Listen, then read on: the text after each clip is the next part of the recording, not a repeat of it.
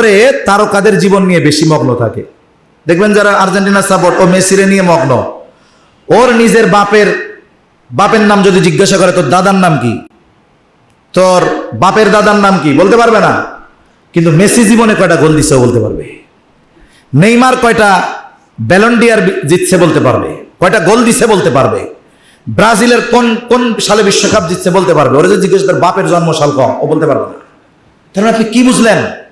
ও ওর নিজের জীবন সম্পর্কে অসচেতন, কিন্তু ওই স্ক্রিনের মধ্যে যাদের দেখতেছে তাদেরকে নিয়ে হইহুল্লো বাড়িয়ে দিচ্ছে। এটা একটা গোলাম, এটা একটা কি বলেন না, গোলামি। তার মানে এখন দেখেন, রাগ হয়েন না, এটা হুজুরের কথা না, কোরআন হাদিসের কথা, যা গেছে গেছে। এই যে তিনজন ঐতিহাসিক গ্রহণযোগ্য দার্শনিক, ওনাদের কথা বললাম, ওনারাই বললেন যে এই যে খেলাধুলা, এটা যারা দেখে, এটার প্রতি যারা অ্যাডিক্টেড, এরা হলো মনস্তাত্ত্বিক গোলামে পরিণত হয়েছে। এখন বলেন, ওনাদের ভাষার সাথে যদি আমরা মিলিয়ে বলি, যারা এইসবের সাথে জড়িত, এরা মনস্তাত্ত্বিক গোলামিতে আবদ্ধ, তাহলে কি দোষ আমার নাকি? দোষ আমার? দোষ আমার না, এরা এই গোলামিতে চলে গেছে। আল্লাহ তাদের বুঝবার তৌফিক দান করেন। আরেকটা বিষয়, এই যে পুঁজিবাদী খেলা, অধিকার হরণ, এটা মানুষকে পণ্য রূপে রূপান্তর করেছে। আজকে বিনোদন, বৈশ্বিক ক্রীড়া প্রতিযোগিতা, যাই বলেন না কেন, ফুটবল, ক্রিকেট, যা বলেন, এটা কেবল একটা খেলা নয়, এটা কর্পোরেট পুঁজিবাদ বা ক্যাপিটালিজমের বড় এক ব্যবসা। এই যে গায়ে স্পন্সর দেখেন, গেঞ্জির মধ্যে খালি গেঞ্জি থাকে না তো, এই জায়গায় একটা লোক, ওই জায়গায় একটা লোক, ওই জায়গায় একটা লোক, ওই জায়গায় একটা লোক। এর দ্বারা কি হয়েছে? প্রথমত এই মানুষটাকে পণ্য বানানো হয়েছে। একটা গ্রুপ ওকে কিনতেছে, তুমি 5 বছর আমার এখানে থাকবা, আচ্ছা খেলবা, কিন্তু তোমারে দিয়ে আমি স্পন্সরশিপ যা খুশি তাই লাগাবো, আমি তোমার দিয়ে যা ইনকাম করতে পারি। আচ্ছা, মানুষের নজর থাকে, মেসি যখন মাঠে থাকে, নেইমার যখন মাঠে থাকে, এই পৃথিবীর বিলিয়ন বিলিয়ন মানুষ, মিলিয়ন মিলিয়ন মানুষ স্ক্রিনের দিকে তাকায় থাকে। ওই সময় যদি মেসির লোগো ওই জায়গায় একটা থাকে, একটা কোম্পানির লোগো, অথবা পিঠে একটা থাকে কোম্পানির লোগো, তার মানে কি একসাথে পৃথিবীর 100 কোটি মানুষ ওই লোগোটা দেখতেছে। কোন কোম্পানির? ওই কোম্পানির। যেমন ইন্টারন্যাশনাল যে কোম্পানিগুলো, নাইকি, অ্যাডিডাস, এগুলো আমরা সবাই চিনি, কিছু জানা লাগবে না। আপনি একটা টিক দেখলেই আপনার আমার জেহেনে চলে আসে এটা নাইকির প্রোডাক্ট। এটা হইলো কেমনে? এটা আমার মাধ্যমে হয়েছে? টেলিভিশনের মাধ্যমে হয়েছে? না, নাইকি এই দেশে, এই পৃথিবীর স্পোর্টসম্যান যারা আছে তাদেরকে স্পন্সরশিপ করছে কোটি কোটি ডলার দিয়ে। আর বিভিন্ন কর্পোরেট কোম্পানি এই অ্যাডগুলো করছে, আর এর মাধ্যমে ওই যে ব্যক্তি, তাকে বানানো হয়েছে হলো স্পন্সরশিপের বোর্ড বিল বলতে পারেন। তার মাধ্যমে এই ব্যবসাগুলো হয়ে নিচ্ছে। মানুষ কোটি কোটি টাকা ওইখানে কিনতেছে, ওর গায়ে এটা আছে, এটা খারাপ হইতে পারে। এরপরে তো আরেকটা আছে, জুয়া আছে, তো আধুনিক বেটিং আছে।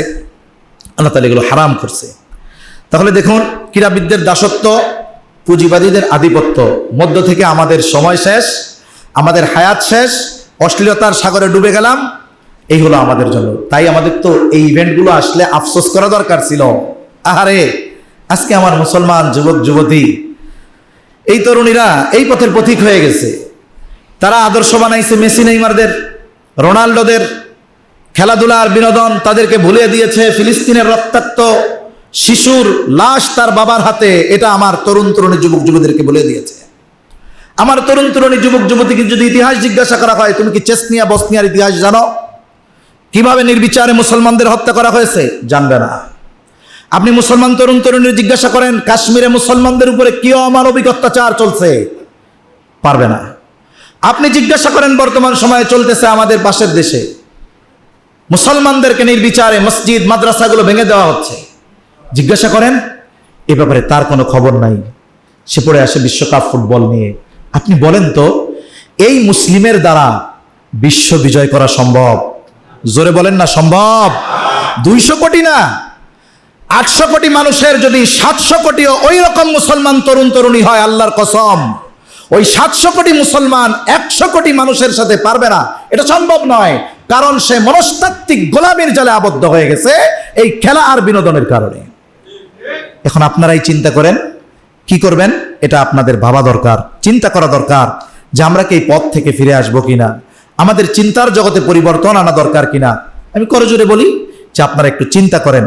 তাই মনস্তাত্ত্বিক ফাঁদ থেকে বের হবো কেমনে, 2টা কথা বলে শেষ করে দেই। 1 নাম্বার, জীবনের মূল লক্ষ্য সবসময় আমাকে আপনাকে অনুধাবন করতে হবে। আমি যদি ইমানদার হই, আমার মূল লক্ষ্য হলো আল্লাহ তাআলা আমাকে পাঠিয়েছেন তার দাসত্বের জন্য। যেখানে গুনাহ, যেখানে সময় অপচয়, যেখানে অশ্লীলতা, যেখানে হারাম, আমি সেখানে নাই। আমার লক্ষ্য হতে হবে আল্লাহর সন্তুষ্টি। 2 নম্বর, সময়ের হিসাব করতে হবে। কারণ গত জুমায় আমি বলেছিলাম যে কিয়ামতের দিন যেই প্রশ্নগুলো ছাড়া বনি আদম এক পা নড়াতে পারবে না, এগুলো টাইম সম্পৃক্ত, সময় সম্পৃক্ত। 1 নম্বরে তারা জিজ্ঞাসা করা হবে যে হায়াত কিভাবে অতিবাহিত করেছো, যৌবনকাল কিভাবে অতিবাহিত করেছো। মোস্ট ইম্পর্টেন্ট 2টা প্রশ্ন, 5 প্রশ্নের প্রথম 2টা, হায়াত কিভাবে অতিবাহিত করেছো, যৌবনকাল কিভাবে অতিবাহিত করেছো। আমি কিভাবে আল্লাহর সামনে বলবো যে আপনার গোলাম হয়েছিলাম ঠিক, কিন্তু আমি দুনিয়ায় গিয়ে ফুটবল খেলা দেখে, ক্রিকেট খেলা দেখে, এইগুলা করে হায়াত কাটাইছি। আমি তো এটা আল্লাহর সামনে বলতে পারবো না, কিন্তু বলতে না পারলেও ওটা তো আর গোপন থাকবে না। তাই আমাদের সময়ের হিসাব নিশ্চিত করা দরকার। সাথে সাথে সুস্থ ও বৈধ বিনোদনের চর্চা করেন, যেখানে হারাম নাই, যেই খেলাধুলা আল্লাহর স্মরণ থেকে মানুষকে দূরে সরায় না, যেটা শরীয়তে ইসলাম মানা করে নাই, যেখানে অশ্লীলতা নাই, যেখানে জুয়া নাই। শরীর চর্চার জন্য যেই খেলাধুলা ইসলাম অনুৎসাহিত, নিরুৎসাহিত করে নাই, বরং আরো উৎসাহ দিয়েছে। আপনি দৌড়াদৌড়ি করেন, সাঁতার কাটেন, হ্যাঁ বন্ধুরা মিলে ফরস্তরক হয় না, ফুটবল খেলেন শরীর চর্চার জন্য, ক্রিকেট খেলেন, দৌড়াদৌড়ি করেন, কিন্তু ওখানে যেন জুয়া না যায়, ওখানে যেন অশ্লীলতা না যায়, এইগুলা ইসলাম আমাদেরকে মানা করে নাই। তাহলে আমাদেরকে চিন্তা করতে হবে যে এই খেলাধুলা আর বিনোদনের নামে আমাদেরকে কোথায় নিয়ে যাওয়া হচ্ছে। আল্লাহ সুবহানাহু ওয়া তাআলা আমাদের সবাইকে সঠিকভাবে অনুধাবন করার তৌফিক আল্লাহ দান করেন, বলি আমিন। ওয়া আখিরু দাওয়ানা আলহামদুলিল্লাহি রাব্বিল আলামিন। মুহররম মাস, এটা ঐতিহাসিক কয়েকটি ঘটনা সংঘটিত হয়েছে এমন একটি মাস। আমরা সামনের জুমায় ইনশাআল্লাহ মুহররম মাস সম্পৃক্ত বিষয়গুলো ইনশাআল্লাহ জানব। তবে আজকের জুমায় আমরা যে বিষয়টা নিয়ে একটু আলোচনা করব, মুযাকারা করব, সেই বিষয়টা হলো বিশ্বকাপ ফুটবলকে কেন্দ্র করে কিছু কথা। কিছু জিনিস আছে শুরু হওয়ার আগে আমেজ, ইমেজ, এটা বোঝা যায়। মানে গতকাল পর্যন্ত আমি জানতাম না যে বিশ্বকাপ ফুটবল খেলা কবে শুরু হবে, তবে পতাকায় বোঝা গেছে যে বিশ্বকাপের আবহাওয়া চালু হয়ে গেছে। রাত্রে এক জায়গায় বের হয়েছি, জটলা, দেখলাম বিশাল স্ক্রিনে খেলা হইতেছে, মানুষজনের ভিড়, বোঝা গেল যে শুরু হয়ে গেছে। এর আগে বুঝতে পারছি পতাকা টানাইছে, কয়েকজন মারাও গেছে গাছের থেকে পড়া, কারেন্টে শর্ট খাইয়া। এরা সরাসরি জান্নাতি, কি বলেন? জান্নাতি না? বিনা হিসাবে জান্নাতি একেবারে। প্রতি বছরই এইভাবে মারা যায়। আবার অনেক সময় শুনি পছন্দের দল যখন হেরে যায়, বাথরুমে নিয়ে গলায় দড়ি নাই। কত বড় সফলতা অর্জন করলো। এই যে কাজগুলো এরা যে করে, এটা করার অন্যতম কারণ হলো তাদের দেমাগ, মেজাজ, এটা এক ধরনের গোলামির জিনজিরে আবদ্ধ হয়ে যায়, গোলামির জিনজিরে আবদ্ধ হয়ে যায়। খেলাধুলাকে বলা হয়েছে বিনোদনের অন্যতম মাধ্যম, খেলাধুলা এটাকে বলা হয়। তবে বাস্তবতা হলো এটা বিনোদন নয়, বরং এটা হলো মনস্তাত্ত্বিক এক গোলামি, মানুষকে এই মনস্তাত্ত্বিক গোলামির জিনজিরে আবদ্ধ করে ফেলা। আমাকে যদি কেউ বদ্ধ ঘরে আটকিয়ে রাখে, এটা আমার জন্য বড় কষ্টের হবে। কেউ যদি আমাকে আটক করে রাখে, এটা আমার জন্য কষ্টের। কিন্তু এই বিনোদনের নামে আমাদেরকে শিখবিহীন এক কারাগারে আবদ্ধ করে ফেলা হয়, এটা আমরা বুঝি না। আমার চিন্তা, চেতনা, এগুলোকে কিনে নেওয়া হয়ে যায়। আপনি জীবনে আমাদের দেশে দেখবেন না, যদিও থাকে খুব রেয়ার, রমজানের আগে বাজারে বাজারে, দোকানে দোকানে আপনি কখনো দেখবেন না যে রমজানের ফজিলতের ব্যাপারে, আমলের ব্যাপারে কোনো আলোচনা হয়, পাবেন না। উপরন্তু অনেকে চিন্তিত থাকে যে রোজা শুরু হয়ে গেল, খাওয়া দাওয়া তো বন্ধ, কি করব। কিন্তু এই খেলাধুলা শুরু হওয়ার আগ থেকে আপনি দেখবেন দোকানে দোকানে আলোচনা চলে। এরপরে পতাকা টানানো হয়, যে যেই দল পছন্দ করে সেই দলের জার্সি কিনে, অথচ দ্বীনি বিষয়গুলোর ব্যাপারে আমরা এরকম কোনো আলোচনা চিন্তা ভাবনা আমাদের মধ্যে পরিলক্ষিত হয় না। কি মনে হয়? এর দ্বারা বোঝা গেল বিনোদনের নামে ওই বিষয়টা আমাদের ভিতরে এমনভাবে ঢুকায় দেওয়া হয়েছে, আমি মুসলিম হিসাবে আমার কাছে আমার দিন ধর্মের চাইতে ওইটার গুরুত্ব বেশি বিধায় আমি সবসময় এটা আলোচনা করি। এটা এক ধরনের মনস্তাত্ত্বিক গোলামি, কিন্তু আমরা বুঝি না। আমি মনে করি আমি বিনোদনের জন্য করতেছি। তা এই যে বিনোদন, খেলাধুলা বা অন্য যা কিছু বলেন, বিনোদনের নামে যা কিছু আছে, সিনেমা নাটক যা বলেন, এগুলো আমাদের চিন্তা চেতনাকে সিস্টেমে কিনে নিতেছে, আমাদের সময়কে আমাদের থেকে নষ্ট করে ফেলতেছে, হায়াতকে নষ্ট করে ফেলতেছে, আমার দেমাগ চিন্তাকে নষ্ট করে ফেলতেছে। এই আধুনিক বিনোদন খেলাধুলা এটা হলো মনস্তাত্ত্বিক এক ফাঁদ। এমনি ফাঁদ তো দেখা যায়, কিন্তু এটার ফাঁদ দেখা যায় না। এটা এমন এক জিনিস। প্রথম বিষয়, এটার দ্বারা কি হয়, এর সাথে জড়িত কয়েকটি বিষয়ের কথা জানি। এরপরে আমরা মোটামুটি জানবো যে খেলাধুলার সূচনা কিভাবে হলো, এই খেলাধুলা কোন উদ্দেশ্যে সূচনা করা হয়েছিল, এগুলো আমাদের জানা দরকার আছে। এক নম্বর বিষয় হলো এই বিনোদনের মাধ্যমে, বিনোদন বলতে এই বিশ্বকাপ ফুটবল বলেন, সিনেমা বলেন, নাটক বলেন, যা কিছু বলেন, এই আধুনিক বিনোদন এগুলা এক নাম্বার আমাদের সময়কে নষ্ট করে দেয়, সময় অপচয় করে দেয়। ক্রিকেট খেলা হয় না, ক্রিকেট খেলা আমরাও ছাত্র জামানায় খেলাধুলা করছি, ওইটা ভিন্ন বিষয়। কিন্তু স্বাভাবিক স্টুডেন্টরা খেলাধুলা করে, বিকেলবেলায় বন্ধু বান্ধবরা খেলাধুলা করে, শরীর চর্চার জন্য করে, সেটা ভিন্ন কথা। কিন্তু এই খেলাধুলাকে যখন বাণিজ্যিক রূপ দেওয়া হয়, একটা ওয়ানডে ম্যাচ হবে 50 ওভারের খেলা, একবারে গোটা একটা দিন মানুষ স্টেডিয়ামে বসে থাকবে, অথবা কেউ টেলিভিশনের স্ক্রিনে বসে থাকবে। অন্য অনেক বিষয় আছে, আমি একটা একটা বলতেছি। এই যে 12 ঘন্টা 14 ঘন্টা, আবার টেস্ট ক্রিকেট হয় 5 দিনের, দেখা যায় কিছু দর্শক একেবারে 5 দিন সকালবেলায় মাঠে গিয়ে সকাল থেকে সন্ধ্যা পর্যন্ত বসে থাকে আর বাদাম চিবায়। আমারে বলেন না, এই 5 দিনে সে যে তার টাইম ইনভেস্ট করলো, এই 5 দিনে টাইম ইনভেস্ট করে সে কি পাইছে? কিছু পাইছে? কিচ্ছু পায় নাই। সাময়িক একটু ভাল লাগছে, সাময়িক একটু মজা লাগছে, ওই দেখছে 4 ছক্কা মারছে, আউট হয়েছে, একটু হাতে তালি দিছে, নিজের দল ভালো খেলছে, ভালো লাগছে, এটা একটা ফিলিংসের মতো। ওই যে রাস্তায় নেশাখোর যারা আছে, ওরা রাস্তা দিয়ে যখন রাতের বেলা হাঁটে, হাঁটার সময় সামনে একটা কারেন্টের খাম্বা বাজছে, ওর তখন ফিলিংস এরকম থাকে যে এখানে কারেন্টের খাম্বা না, আইফেল টাওয়ারও যদি আসে ও ধাক্কা মেরে ফেলায় দিতে পারবে। এটা ওর একটা ফিল। খেলাধুলা ঠিক ওরকম ফিলের মতো, এতটুকু ফিল দিচ্ছে স্বাভাবিক মানুষদেরকে। এর পেছনে আবার অন্য বিষয় আছে, এগুলো ভিন্ন। কিন্তু সাধারণ মানুষ আমরা যারা, আমরা খেলা দেখার মাধ্যমে আমার লাইফের সবচাইতে দামি সম্পদ হায়াত, সময়, এটা আমি অপচয় করতেছি। এর চাইতে বড় অপচয় আর কিছু হতে পারে না। একজন মানুষ যদি অর্থ অপচয় করে ফেলে, তার যদি হায়াত থাকে, সে যদি পরিশ্রমী হয়, আল্লাহ চাইলে আবার তার অর্থ সে ফিরিয়ে আনতে পারবে। কিন্তু একজন মানুষ বলেন তো কে আছে যদি হায়াত অপচয় করে, সময় অপচয় করে, টেলিভিশনের স্ক্রিনে, সিনেমা হলে গিয়ে সিনেমা, স্টেডিয়ামে গিয়ে খেলা, বিশাল পর্দায় রাস্তার মোড়ে দাঁড়িয়ে বল খেলা দেখে, এই সময়গুলো যে নষ্ট হলো, এই সময় সে ফিরিয়ে আনতে পারবে, এই ক্ষমতা কোনো মানুষের আছে? কোনো মানুষের নাই। তাহলে হায়াতের সবচাইতে বড় সম্পদ যেটা, এটা নষ্ট হয় এই বিনোদনের নামে যে বিষয়গুলো আমাদের সামনে দিয়ে দেওয়া হয়েছে, এগুলোর মাধ্যমে।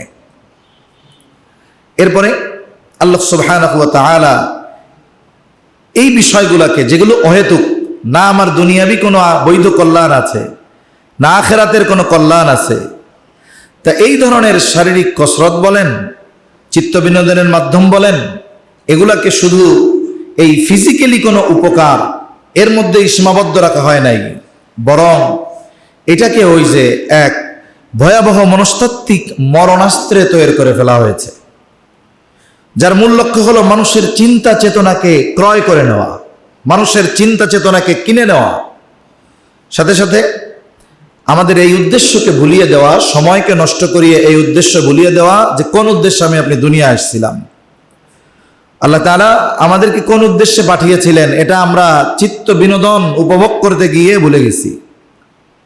এই আধুনিক বিনোদন, খেলাধুলা, এগুলো আমাদেরকে মূল উদ্দেশ্য থেকে বিচ্যুত করে এক অবাস্তব, এক কাল্পনিক দুনিয়ার মধ্যে আমাদের বন্দী করে ফেলছে। তাই শরীয়তে ইসলাম এই ধরনের অহেতুক বিষয়গুলো থেকে বেঁচে থাকার নির্দেশ দিয়েছে। আল্লাহ তাআলা বলেন, وَمِنَ النَّاسِ مَن يَشْتَرِي لَهْوَ الْحَدِيثِ لِيُضِلَّ عَن سَبِيلِ اللَّهِ بِغَيْرِ عِلْمٍ وَيَتَّخِذَهَا هُزُوًا أُولَئِكَ لَهُمْ عَذَابٌ مُهِينٌ। আল্লাহ রাব্বুল আলামিন বলেন, মানুষের মধ্যে কেউ কেউ অজ্ঞতাবশত আল্লাহর পথ থেকে বিচ্যুত করার জন্য লাহওয়াল হাদিস, লাহওয়াল হাদিস দ্বারা উদ্দেশ্য মুফাসসিরিনে কেরাম বলেন, এর ব্যাখ্যায় গান বাদ্য সহ মানুষের মনকে আচ্ছন্ন করে রাখা সকল ধরনের অসার বিষয়গুলো এর মধ্যে অন্তর্ভুক্ত। তার মানে এই যে খেলাধুলা সহ গান বাদ্য, সিনেমা, নাটক সব লাহওয়াল হাদিসের মধ্যে অন্তর্ভুক্ত। আল্লাহ তাআলা বলেন, এই ধরনের লাহওয়াল হাদিস ক্রয় করে এবং একে উপহাসের পাত্র বানায়। আল্লাহ তাআলা বলেন, এই ধরনের মানুষের জন্য অবমাননকর শাস্তির ব্যবস্থা আল্লাহ তাআলা রেখে দিয়েছে। অপমানজনক শাস্তি আয়োজক, যারা এই ইভেন্টগুলোতে অংশগ্রহণ করতেছে, দর্শক, সবার জন্য এই ধরনের শাস্তি আছে।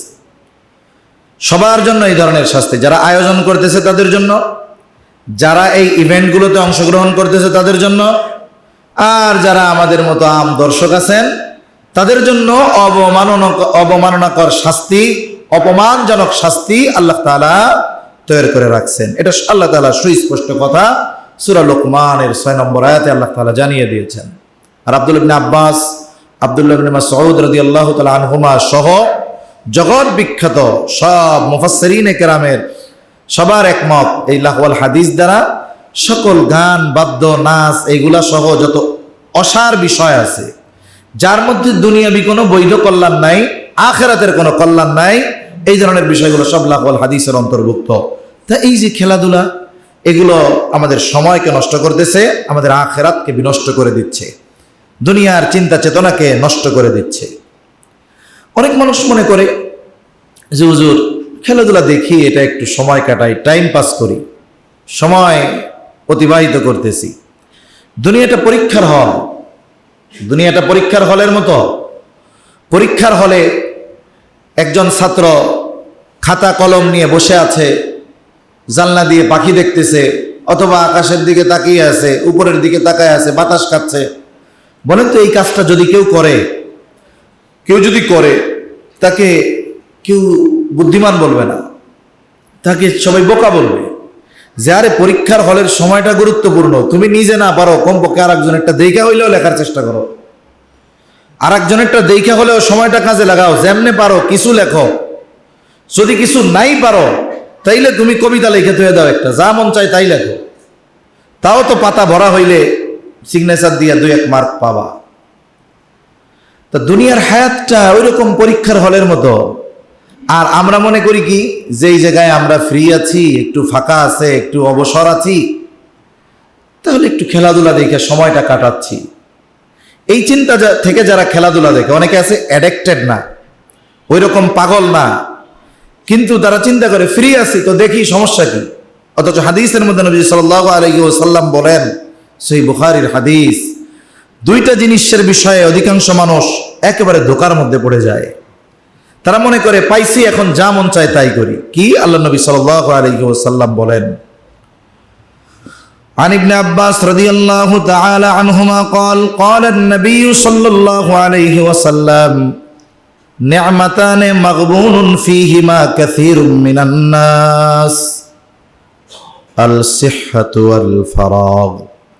ইবনে আব্বাস রাদিয়াল্লাহু তাআলা আনহু বলেন, রাসূল আকরাম সাল্লাল্লাহু আলাইহি ওয়াসাল্লাম বলেছে, এমন 2টি নিয়ামত রয়েছে যার ব্যাপারে অধিকাংশ মানুষ চরম ধোঁকার সম্মুখীন হয়, ধোঁকার মধ্যে পড়ে, তা হলো সুস্থতা আর অবসর সময়।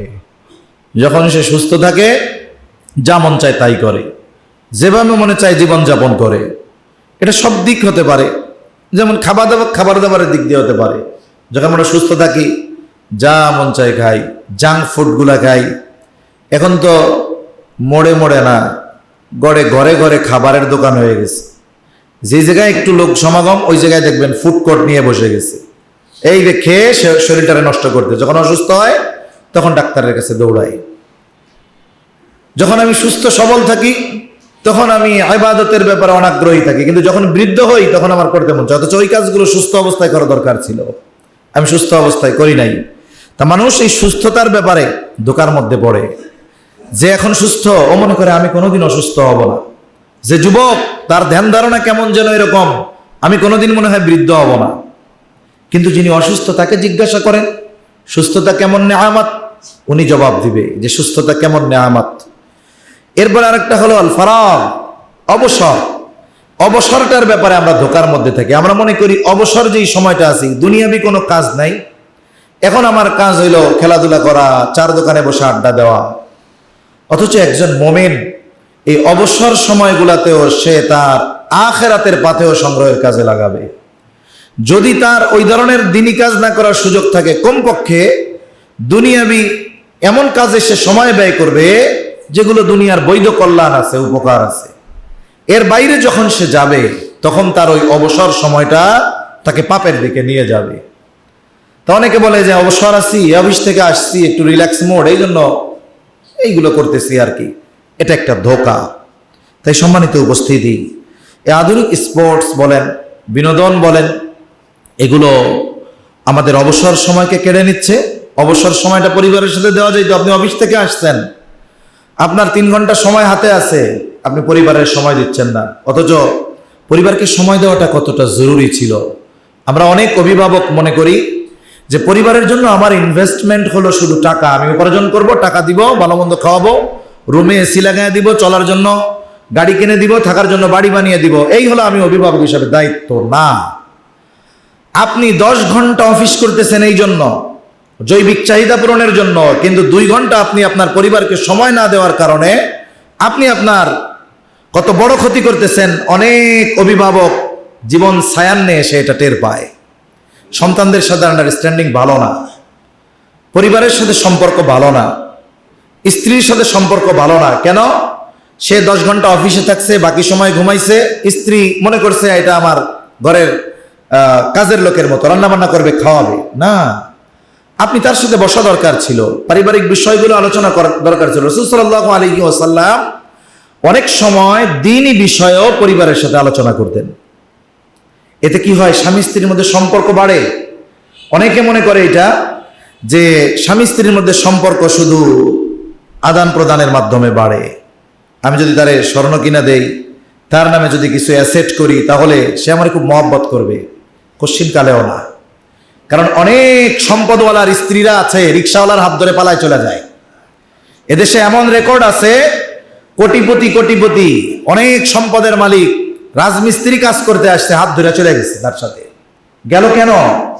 ওই স্বামী অর্থ দিয়েছে কিন্তু তাকে টাইম ইনভেস্ট করেনি। এজন্য অবসর সময়গুলো পরিবারের সাথে দেন।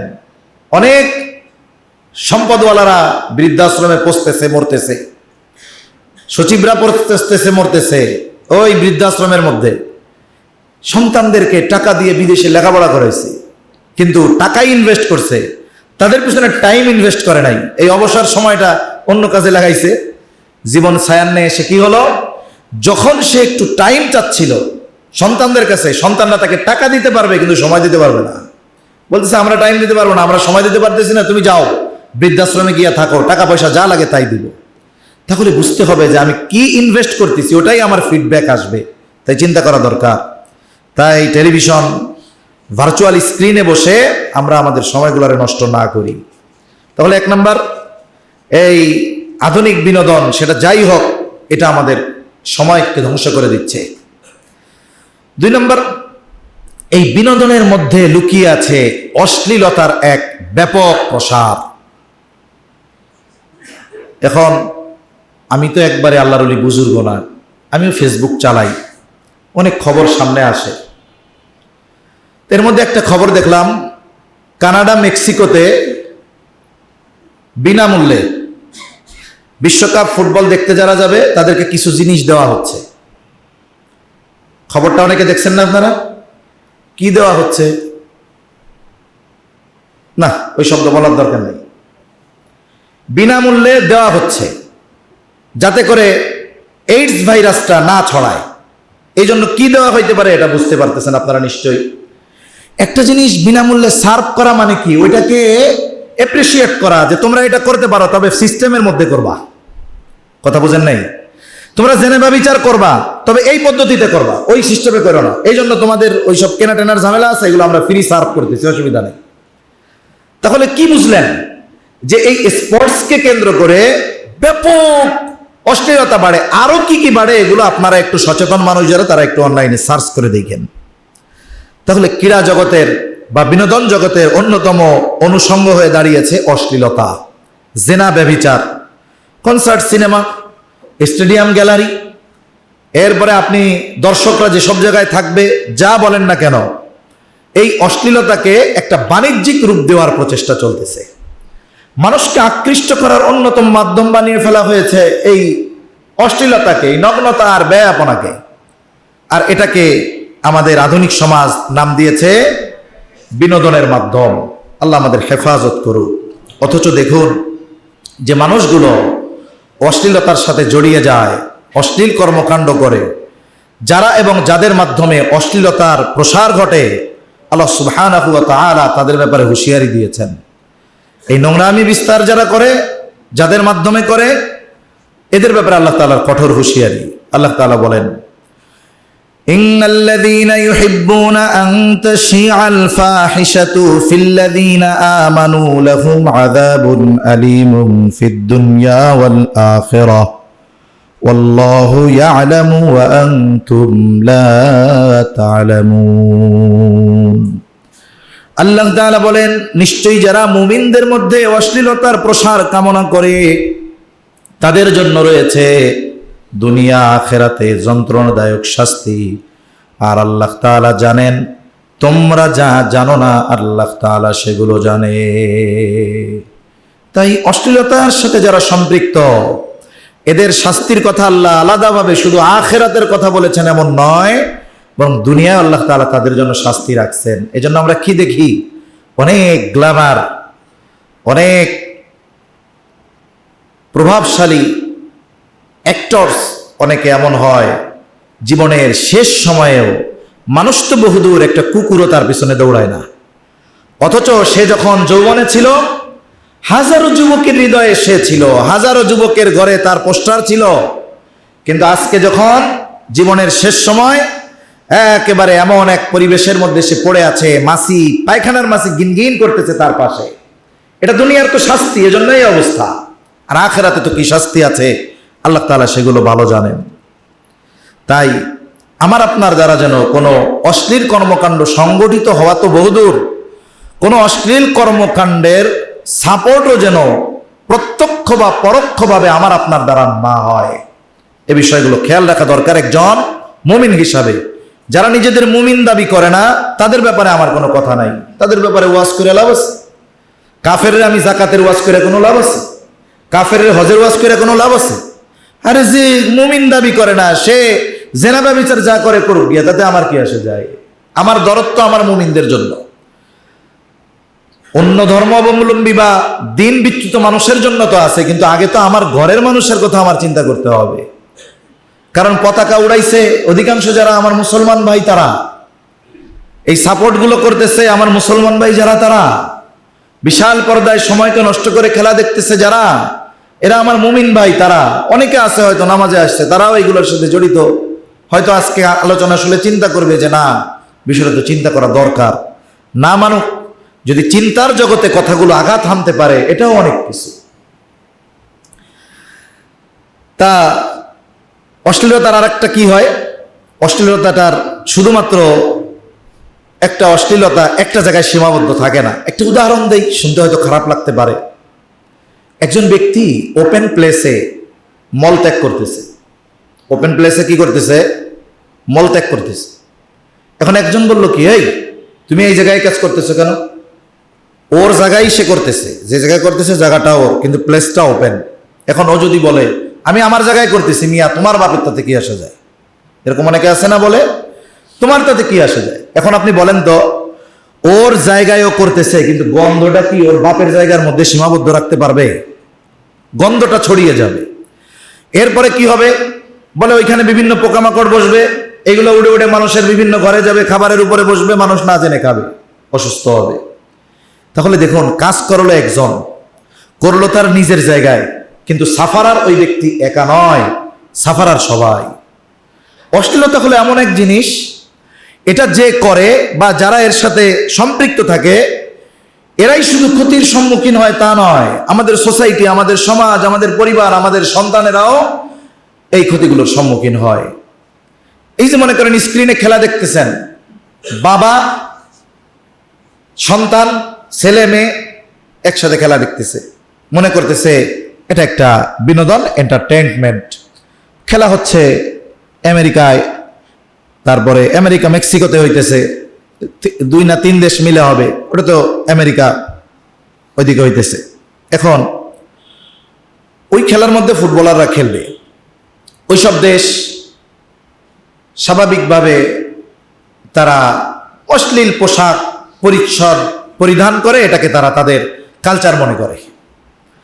আমাদের দেশে আমরা স্বাভাবিকভাবে মানুষ যাই হোক কমপক্ষে শালীনতা বজায় রাখার চেষ্টা করে, কিন্তু কিছু কিছু জায়গায় এখন ওয়েস্টার্ন কালচার আমদানি মোটামুটি বেশ ভালোভাবেই চলতেছে।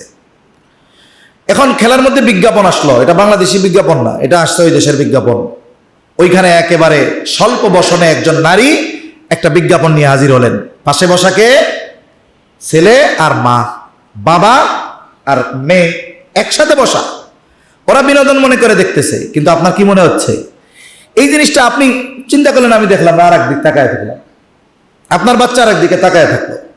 যতই তাকাক, হয়তো ওই সময়টা চোখের দেখা দেখে নাই, কিন্তু দেমাগের দেখা দেখা হয়ে গেছে, দেমাগে আঘাত হয়ে গেছে।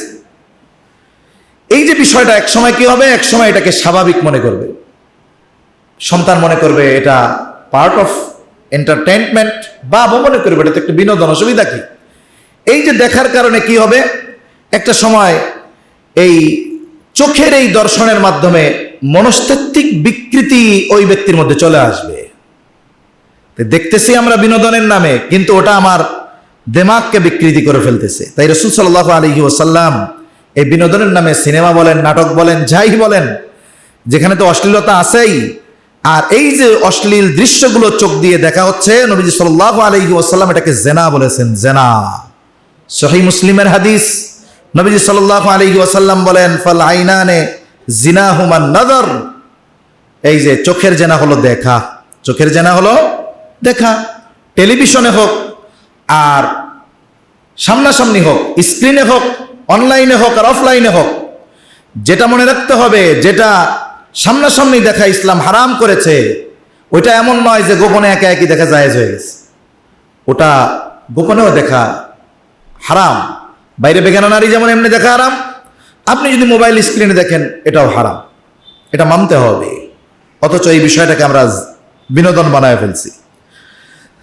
তা এর মাধ্যমে এই বিনোদনের নামে কি হইতেছে, আমাদের চোখের জেনা হইতেছে, মস্তিষ্ক বিকৃতি হচ্ছে। একটা জিনিস, অনেক সিদ্ধান্ত মানুষের যেই পঞ্চ ইন্দ্রিয় আছে, এগুলোর মাধ্যমে মানুষের জেহেন, দেমাগ অনেক সময় ডিসিশন নেয়।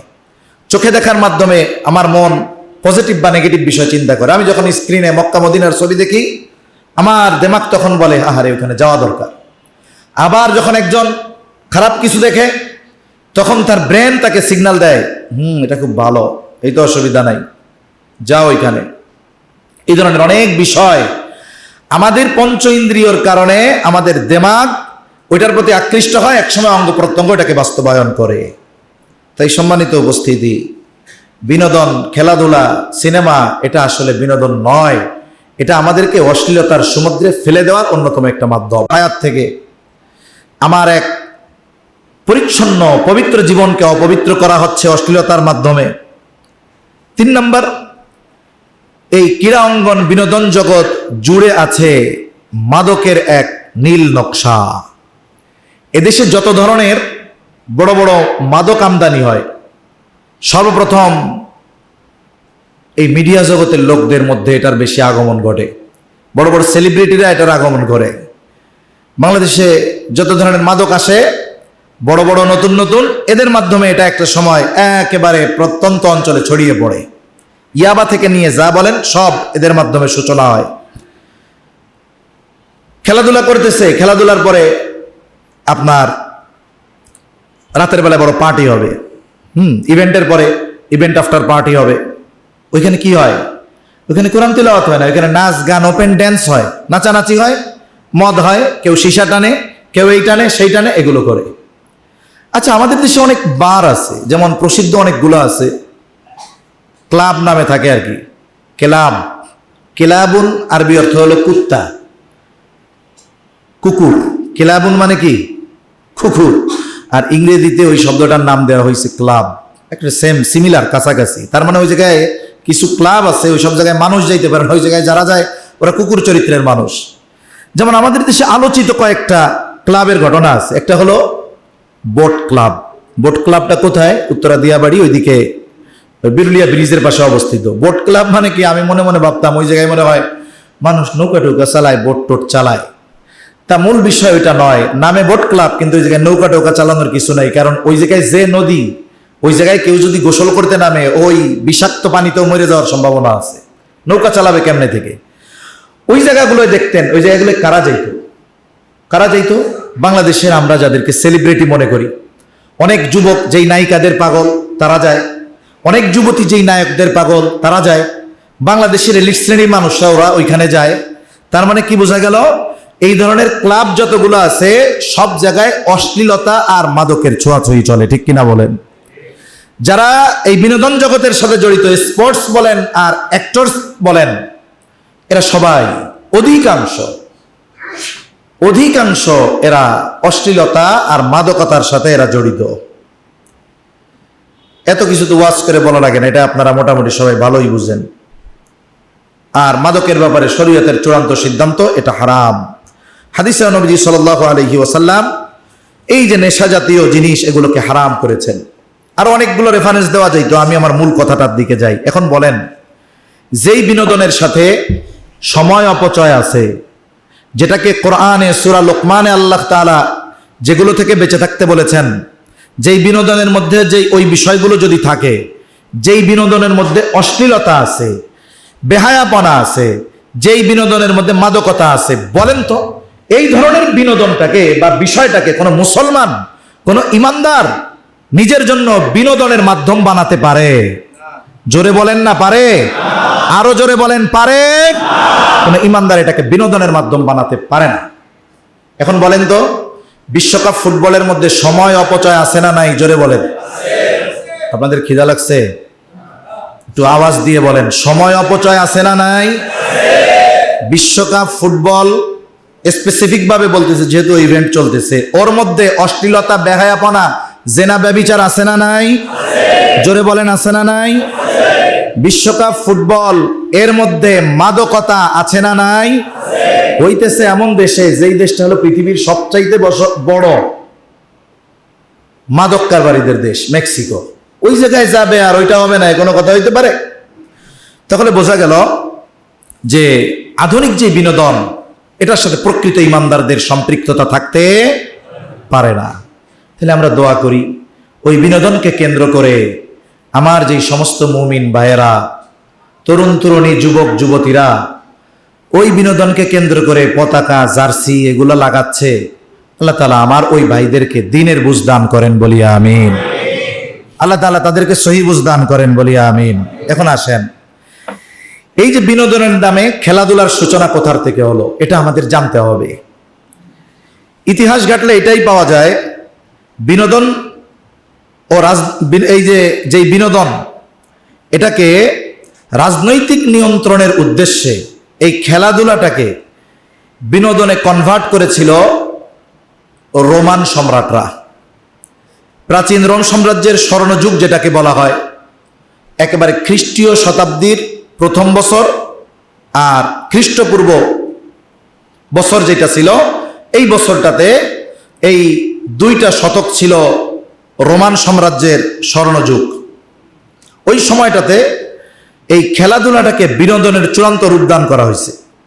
ওই সময়ের রোমান শাসকরা সুনির্দিষ্টভাবে খেলাধুলাকে জনগণকে শান্ত রাখার অস্ত্র হিসাবে ব্যবহার করত।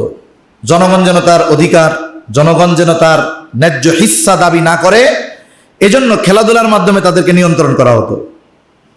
আর এই উদ্দেশ্যেই ওই সময়টাতে রোমের কলোসিয়াম এবং সার্কাস ম্যাক্সিমাস, এটা 2টা বিশাল স্টেডিয়াম, এই বিশাল 2টা স্টেডিয়াম তৈরি করা হয়েছে, জনগণ ওইখানে বসে খেলা দেখবে। তবে এই খেলাধুলার সূচনা রোমান সম্রাটদের ওই সময় থেকে না।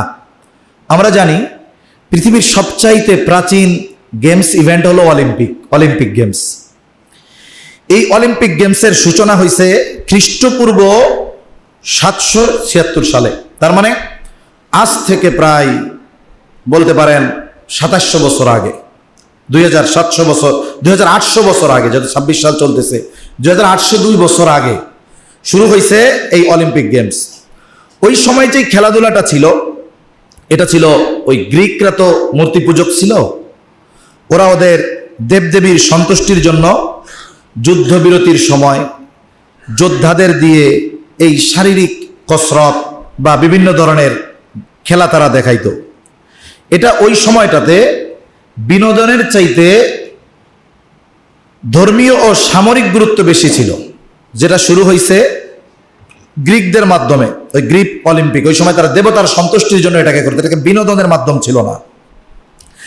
তাহলে বিনোদনকে একেবারে মানুষের মধ্যে রাজনৈতিক উদ্দেশ্যে ব্যবহার শুরু হয়েছে ওই রোম সম্রাটদের থেকে নিয়ে, আজ থেকে 2000 বছর আগ থেকে। কেন তারা করছিল এটা? কেন করছিল? এর কারণ হলো, এটা পৃথিবীর সব দেশেই যখন কোনো শাসক দীর্ঘকাল থাকে, এক সময় সে শোষক হয়ে যায়। এটা পৃথিবীর যারা অমুসলিম, আল্লাহর ভয় যাদের মধ্যে নাই, এদের অধিকাংশের ইতিহাস এরকম যে এরা দীর্ঘকাল যখন শাসন পায়, একটা সময় তারা শোষকে পরিণত হয়ে যায়। এর উপমা যদি দিতে চাই, বেশি দূর যাওয়ার দরকার নাই, আমাদের দেশেও এর উপমা আছে যে দীর্ঘকাল একসাথে যখন থাকছে, একেবারে যারা তার একটু বিরোধিতা করে, যারা একটু আন্দোলন করতে পারে, এই দমন পীড়ন একেবারে ধারাবাহিকভাবে চলছে। দীর্ঘকাল ক্ষমতায় থাকলে এটা হয়। তা তৎকালীন রোমান শাসকরা যখন দীর্ঘকাল ক্ষমতায় থাকছে, এক সময় শাসক ছিল, পরিণত হয়েছে শোষকে। তখন অবস্থা হয়েছে এমন, মানুষের কাজ নাই, কাজ না থাকলে খাবে কোত্থেকে, খাবার নাই, বড় কোনো আন্দোলন হতে পারে। সবাই মিলে যদি আন্দোলন করে, তাহলে দেখা যাইতে পারে যে সাম্রাজ্যের পতন হবে, ক্ষমতার পতন হয়ে যাবে। তা জনগণকে ঠান্ডা রাখা যায় কেমনে? তখন ওরা ওই সিস্টেমটা করছে যে সস্তা বিনোদনের ব্যবস্থা করতে হবে। এদের আন্দোলনের কারণ কি? প্রথম কারণ হলো এদের ক্ষুধা এদেরকে মাঠে নামায় দিতে পারে, ক্ষুধা দূর করতে হবে। 2 নাম্বার, এরপরে যেন এই চিন্তা না আসে যে আমাদের আন্দোলন করতে হবে, এই জন্য ওদেরকে বিনোদনের মাধ্যমে ডুবাই দিতে হবে। এই উদ্দেশ্যকে কেন্দ্র করে কলোসিয়াম, সার্কাস ম্যাক্সিমাসের মতো বিশাল স্টেডিয়ামগুলো তৈরি করা হয়েছে। এখানে কি হইতো? একেবারে দীর্ঘকাল ব্যাপী ইভেন্ট চলতে থাকতো, খেলাধুলা চলতে থাকতো, সার্কাস চলতো, গ্ল্যাডিয়েটর যুদ্ধ চলতো। এগুলো দিয়ে মানুষকে ভুলায় রাখতো, যাতে জনগণ, সাধারণ মানুষ তাদের অধিকারের কথা ভুলে যায়, অধিকারের জন্য আন্দোলন না করে। রুটি দিত যে রুটি খাইয়া স্টেডিয়ামে বসে থাকো আর খেলা দেখতে থাকো, কোনো আন্দোলন হবে না। এটা একটা সিস্টেম। তাহলে এই খেলাধুলাটাকে রাজনৈতিককরণ করেছে রোম সম্রাটরা। রোম সাম্রাজ্যের একটা থিওরি ছিল, থিওরিটা হলো ব্রেড অ্যান্ড সার্কাস নীতি। ব্রেড অ্যান্ড সার্কাস নীতি। এর দ্বারা কি হইতো? রোমান শাসকরা যখন ওই এরকম চূড়ান্ত পর্যায়ের দুর্নীতিগ্রস্ত হয়ে পড়ছে এবং জনগণ তাদের অধিকার নিয়ে সোচ্চার হওয়ার সম্ভাবনা দেখা দিছে, তখন এই রোম সম্রাটরা এই কৌশলটা অবলম্বন করছে। ওই 2 স্টেডিয়াম বানায়া যারা খেলা দেখতে ঢুকে রুটি দিয়া দেয় আর দেখ খেলা দেখতে থাক। এখন এই স্টেডিয়ামে খেলাগুলো কি হইতো? এখনকার মতো ফুটবল, ক্রিকেট এইসব তো ছিল না। তখন খেলাধুলা হইতো গ্ল্যাডিয়েটরদের মাধ্যমে। গ্ল্যাডিয়েটর হলো এরা কৃতদাস ছিল। করতো কি? হাজার মানুষ এখন 2 জন কৃতদাস যোদ্ধার পোশাকে একে অপরের সাথে লড়াই করত। এটা মানুষ উপভোগ করত, রক্তাক্ত লড়াই হতো, কেউ মারা যাইতো, কেউ হারতো। যদি কেউ হেরে যাইতো, সে বেঁচে থাকবে কিনা এটা হলো ওই আয়োজকদের উপরে নির্ভর করতো, অথবা দর্শকদের উপর। অনেক সময় দর্শক জনমতের উপরে ওই যে হেরে গেছে তাকে ওপেনেই মেরে ফেলা হইতো। অথবা কেমন হইতো যে একদিকে থাকবে একজন গ্ল্যাডিয়েটর, এরকম কৃতদাস, পোশাক থাকবে, তাদেরকে আলাদাভাবে ট্রেনিং দেওয়া হতো। এটা নিয়ে আমি একটু ঘাটাঘাটি করতে গিয়ে দেখলাম এই গ্ল্যাডিয়েটর একটা সিনেমাও আছে ইংরেজিতে। ওই বিষয়টাকে সামনে করে এটাকে তৈরি করা হয়েছে। সিনেমায় অনেক সময় ইতিহাস বিকৃত করা হয়, কিন্তু এই নামে আছে। যখন আমি অনলাইনে এগুলো একটু দেখতে গেছি তখন দেখলাম আসলো। তা কি করা হতো যে ওদেরকে প্রশিক্ষণ দেওয়া হতো, এবার শক্তিশালী সিংহ কিংবা বাঘ এর সাথে ওই মানুষটার লড়াই লাগায় দেওয়া হতো। রক্তক্ষয়ী এক লড়াই হতো। অনেক সময় বাঘ মানুষকে মেরে ফেলতো, অনেক সময় শক্তিশালী মানুষ বাঘটাকে মেরে ফেলতো। দেখুন, ও একজন দাসী, কিন্তু যখন ও বাঘ মেরে ফেলতো ও হয়ে যাইত আইডল। ঠিক অ্যাজ লাইক এই সমাজে যারা অ্যাক্টর আছে, সিনেমা অভিনয় করে, আমি যদি কাউরে বলি যে আপনার মেয়েটারে পরিমণি বানাবেন, আল্লাহর কসম আমার দিল বলে কেউ বলবে না যে হুজুর মাফ চাই, দোয়া হচ্ছে। কিন্তু দেখুন এই সমাজে সে একজন সেলিব্রিটি। আপনি তাকে এত নিকৃষ্ট মনে করেন যে আপনি আপনার কন্যা ওরকম হোক চান না, কিন্তু এই সমাজে কোটি কোটি ফলোয়ার তার আছে, কারণ সে একজন সেলিব্রিটি। ঠিক গ্ল্যাডিয়েটরদের অবস্থা ছিল, সমাজের নিকৃষ্ট মানুষ ছিল, কিন্তু মানুষ তাদেরকে হিরো মনে করত, তাদেরকে আইডল মনে করত। তা আসেন এরকম অবস্থা হইতো আর কি। এই লড়াইয়ের আয়োজন যখন হইতো, বিনামূল্যে রুটি দিত, মানুষ সার্কাস দেখতে থাকতো, পেট ভরে খাওয়ান ছিল, বিনোদন ছিল। রাষ্ট্রগুল্লায় যাক, যা হয় হোক, আমার সব ঠিক থাকলে হইল। এই বিনোদনকে কমার্শিয়াল রূপে রূপদান করছে ওরা। এখন এটা কি আমার কথা না। এবার আসেন আমরা কয়েকজন ঐতিহাসিকদের মত শুনি, মুসলমান ঐতিহাসিক নয়। আমরা শুনি ইউরোপ আমেরিকার কয়েকজন ঐতিহাসিকরা এই বিষয়টাকে বা খেলাধুলা বিনোদনটাকে কিভাবে মূল্যায়ন করেছেন। আপনাদের ডাউট থাকলে এগুলো আবার আপনারা দেখবেন, অথবা ওই যে লাইভ আছে ওইখান থেকে দেখবেন যে আমি আবার ভুয়া নাম বলে দিলাম নাকি। একবার পরীক্ষা দিতে গেছি, ওই ইতিহাস পরীক্ষা। এখন ঐতিহাসিকের নাম কি লিখবো, ঐতিহাসিকের নাম কিছু মনে আসে না, আমি লিখে দিছি মার্কওয়া। ওই সময় খেলাটেলা দেখতাম, মার্কওয়া হলো অস্ট্রেলিয়ার একজন খেলোয়াড়ের নাম, লিখে দিছি বিশিষ্ট ঐতিহাসিক মার্কওয়া বলেছেন। তা ওই যিনি আমার খাতা দেখবেন, ওনার কি এটা খোঁজার টাইম আছে কোন মার্কওয়া বললো, কোন স্টেফেন ফ্লেমিং বললো, দেখার টাইম আছে? টাইম তো নাই, একটা নাম একটু লিখে দিলাম ওরকম। তা হুজুর আবার ওরকম কিছু বলতেছে কিনা এটাও জাস্টিফাই করা দরকার আছে। প্রথম জুভেনাল, প্রাচীন রোমান কবি, প্রথম ও দ্বিতীয় শতাব্দী, মানে প্রথম শতাব্দী ও দ্বিতীয় শতাব্দীর কিছু অংশে উনি হায়াত পাইছেন। তিনি তার একটা ঐতিহাসিক গ্রন্থ আছে স্যাটায়ার, এর 10ম অধ্যায়ে উনি এখানে ব্রেড অ্যান্ড সার্কাস শব্দবন্ধটি ব্যবহার করেছেন। তিনি আক্ষেপ করে লিখেছিলেন যে রোমের নাগরিকেরা তাদের অধিকার, রাজনৈতিক ক্ষমতা এগুলো ভুলে গিয়ে এখন দুইটা জিনিস চায়। কি চায়? বিনামূল্যে রুটি চায় আর সার্কাস দেখতে চায়। এটা তো 2000 বছর আগের একজন দার্শনিকের কথা। আমরা কাছাকাছি সময়ের একজনের কথা বলি, নোয়াম চমস্কি, বিখ্যাত মার্কিন ভাষাবিদ ও চিন্তাবিদ। 1988 সালের ওনার লেখা একটা বিখ্যাত গ্রন্থ আছে ম্যানুফ্যাকচারিং কনসেন্ট। দারুণ একটা গ্রন্থ, আমি পড়ি নাই, তথ্যগুলো আসছে, তা আমি একটু জানার জন্য দিলাম যে ম্যানুফ্যাকচারিং কনসেন্ট জিনিসটা কি। বইটা না পড়ি, মূর্খ মানুষ, না বুঝি, কিন্তু মূল কি আলোচনা আছে এর মধ্যে। তা এই বইটা হলো, উনি লেখছে এই বিষয় নিয়ে যে জনগণের সম্মতি বা সমর্থনকে কৃত্রিম উপায়ে নিজেদের অনুকূলে তৈরি করে নেওয়া। এটা যে কোনো পদ্ধতিতে হতে পারে, খেলাধুলার মাধ্যমে হতে পারে, কাজকর্মের মাধ্যমে হতে পারে। আমি একটা এক্সাম্পল দিই। আমরা দক্ষিণবঙ্গের মানুষ, আমরা যখন মাওয়া দিয়া যাইতাম 5, 7, 10, 12, 14 ঘন্টা আমাদের ফেরিঘাটে আটকে থাকা লাগতো। এখন 101 ঘন্টা লাগে। এই 101 ঘন্টা লাগার কারণ কি? পদ্মা ব্রিজ। কি ব্রিজ বলেন না, জোরে বলেন না, কি ব্রিজ? পদ্মা ব্রিজ, বাংলাদেশের একটা মেগা প্রজেক্ট। পদ্মা সেতু যখন পার হই, আমি কিন্তু জীবনেও চিন্তা করি না দুর্নীতি কত হয়েছে, আমি চিন্তা করি আমার জীবনযাত্রাটা সহজ হয়েছে। যখন কেউ পার হয়, ও রাজনৈতিক যেই দলের হোক না কেন, কমপক্ষে বলে কাজ একটা করছে রে ভাই, পদ্মা ব্রিজ যদি এটা না হইতো আমাকে 12, 14, 20 ঘন্টা ফেরি বন্ধ লাইনে থাকা লাগতো। এই দেখেন, এই দেখ একটা পলিসি। আমি এটা দিয়ে বললাম কেন, কারণ এটা হলো কি যে উনি যে কাজটা করছে, আমি যে দলের হই বা আপনি যে দলের হন, ওনার এই কাজের একটা সমর্থন দিয়ে দিছি না আমরা। এই সমর্থন দেওয়ার কারণে কি হলো, আমি আর দুর্নীতি খুঁজতেছি না। অনেকে যদি বলেন ভাই দুর্নীতিও তো হয়েছে, আরে ভাই যা হোক সব জায়গায় হয়, কিন্তু ব্রিজটা তো হয়েছে, বুঝছেন? এটা হলো পার্টস অফ ম্যানুফ্যাকচারিং কনসেন্ট, জনগণের সম্মতি বা সমর্থনকে কৃত্রিম উপায়ে নিজেদের অনুকূলে নেওয়া। সেটা খেলার মাধ্যমে হতে পারে, যে কোনো স্থাপনার মাধ্যমে হতে পারে। উনি এই নিয়ে একটা বই লিখছে যে গণমাধ্যম কিভাবে এটা করে, তারপরে শাসকরা এটা কিভাবে করে, উনি এগুলো নিয়ে বিস্তারিত লিখছেন। তা উনি এই বইটাকে কেন্দ্র করে ওনার ইন্টারভিউ আছে, সাক্ষাৎকার আছে।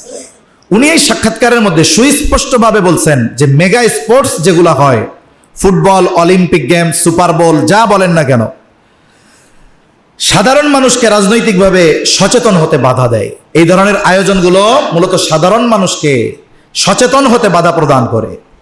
মানুষ যেন সমাজ, যুদ্ধ, বাজেট, কর্পোরেট শোষণ এগুলো নিয়ে মাথা না ঘামায়, সেই জন্য তাদের মনোযোগ এই কৃত্রিম প্রতিযোগিতার দিকে ডাইভার্ট করে দেওয়া হয়েছে।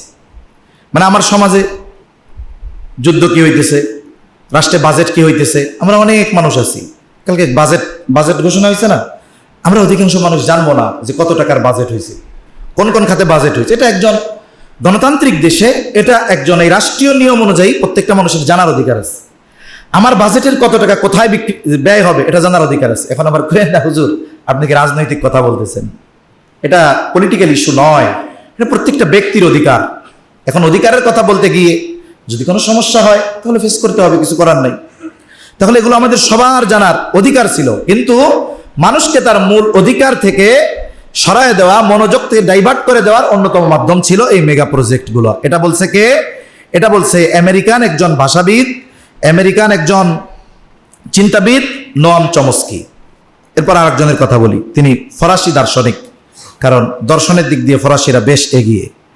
গি ডিবর্ট, তার 1967 সালে একটা বিখ্যাত বই আছে যেটার নাম হলো দ্য সোসাইটি অফ দ্য স্পেকটাল। এর অর্থ হইল তামাশার সমাজ, তামাশার সমাজ। তিনি এই বইয়ের মধ্যে দেখিয়েছেন কিভাবে আধুনিক পুঁজিবাদ বাস্তব জীবনকে বাদ দিয়ে মানুষকে কেবল তাকিয়ে দেখার বস্তু, মানে কিছু দেখার বস্তু, এগুলোর দাস বানিয়ে ফেলে। তার মানে মানুষ এককভাবে তাকায় দেখবে। এই যে আপনি একজন লোকের যদি মসজিদে কেরাত একটু লম্বা হয়, একটু দাঁড়ায় থাকতে বললে কষ্ট হবে, প্রত্যেকটা রাস্তায় দেখবেন টেলিভিশনে 2-3 ঘন্টা দাঁড়ায় ফুটবল খেলা দেখবো, পেয়াও বাঁধায় না, মাজাও বাঁধায় না। কেন?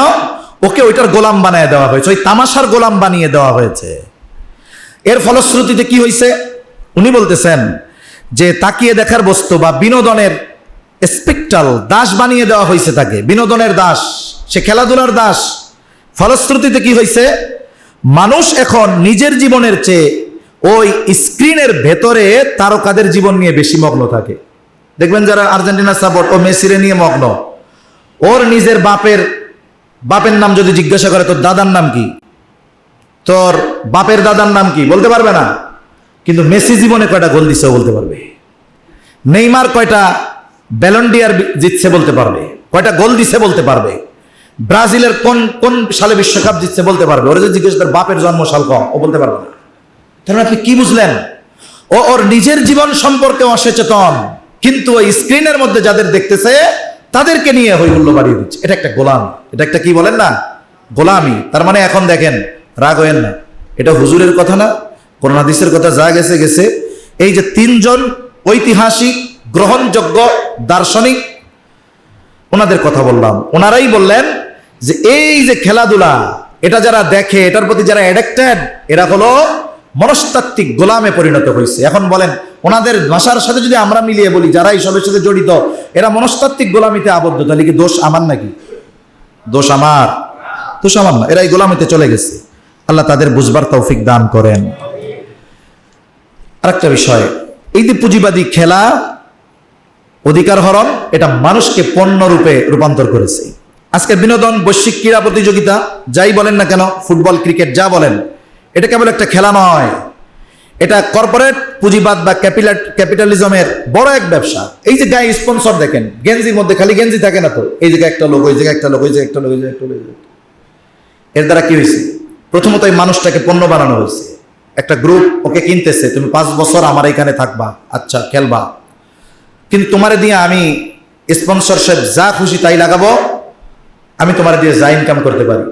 আচ্ছা, মানুষের নজর থাকে মেসি যখন মাঠে থাকে, নেইমার যখন মাঠে থাকে, এই পৃথিবীর বিলিয়ন বিলিয়ন মানুষ, মিলিয়ন মিলিয়ন মানুষ স্ক্রিনের দিকে তাকায় থাকে।